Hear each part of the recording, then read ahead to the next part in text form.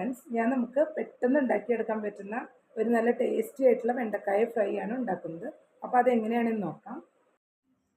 വെണ്ടക്കായ ഉപ്പേരി ഉണ്ടാക്കാനായിട്ട് ഞാനിവിടെ ഇപ്പോൾ ഒരു പാൻ വെച്ച് കൊടുത്തിട്ട് ഒരു 2 ടേബിൾ സ്പൂൺ ഓയിൽ ഒഴിച്ച് കൊടുത്തിട്ടുണ്ട്. വെളിച്ചെണ്ണ ഒഴിച്ചാൽ മതിയാവും, അപ്പോഴാണ് കൂടുതൽ ടേസ്റ്റ് കിട്ടുന്നത്. ഇനി ഇതിലോട്ട് നമുക്ക് 1 ടീസ്പൂൺ കടുക് ഇട്ട് കൊടുക്കാം.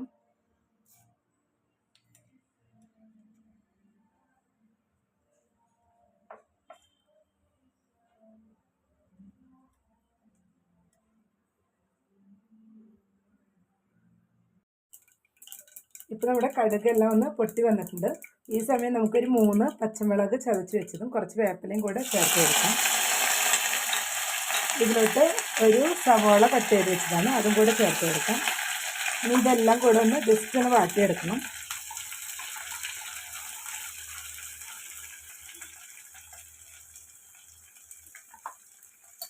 ഈ സമയം നമുക്കിതിലോട്ട് കുറച്ച് ഉപ്പ് കൂടെ ചേർത്ത് കൊടുക്കാം. ഇതൊന്ന് ഇളക്കി കൊടുക്കാം. കളറൊന്ന് മാറി വരുന്നവരെ നമുക്കിതൊന്ന് ഇളക്കിയെടുക്കണം.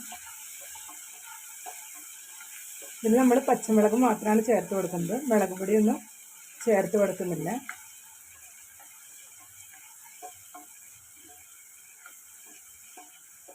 തേങ്ങയൊന്നും ചേർക്കാതെ നമുക്ക് വളരെ പെട്ടെന്ന് തന്നെ ഉണ്ടാക്കിയെടുക്കാൻ പറ്റുന്ന ഒരു ഉപ്പേരിയാണ്.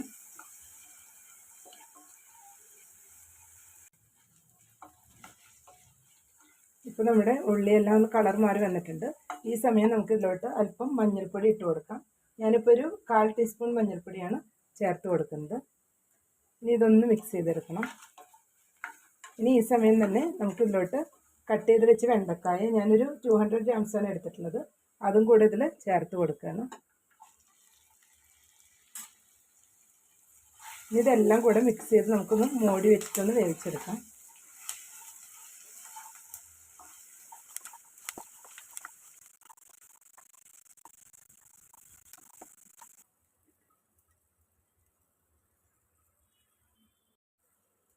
മൂടി വെച്ചിട്ട് നമ്മളൊരു മീഡിയം ഫ്ലെയിമിൽ വെച്ചാൽ മതിയാവും. ഇടയ്ക്കൊന്ന് ഇളക്കി കൊടുക്കണം.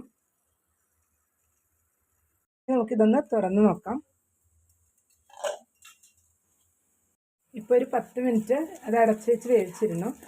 ഇനി ഒന്നുകൂടെ ഒന്ന് ഡ്രൈ ആയി വരണം. ഇപ്പോൾ നമ്മുടെ വെണ്ടക്കായ എല്ലാം നല്ല ഡ്രൈ ആയിട്ട് കുക്കായി വന്നിട്ടുണ്ട്. അപ്പോൾ നല്ല ടേസ്റ്റി ആയിട്ടുള്ളൊരു ഡ്രൈ ഫ്രൈ ആണ്. നമ്മുടെ വെണ്ടക്കായ ഫ്രൈ എല്ലാം ഇവിടെ റെഡി ആയിട്ട് ഞാനൊരു പ്ലേറ്റിലോട്ട് മാറ്റിയിട്ടുണ്ട്. അപ്പോൾ എല്ലാവരും ട്രൈ ചെയ്ത് നോക്കുക. Thank you.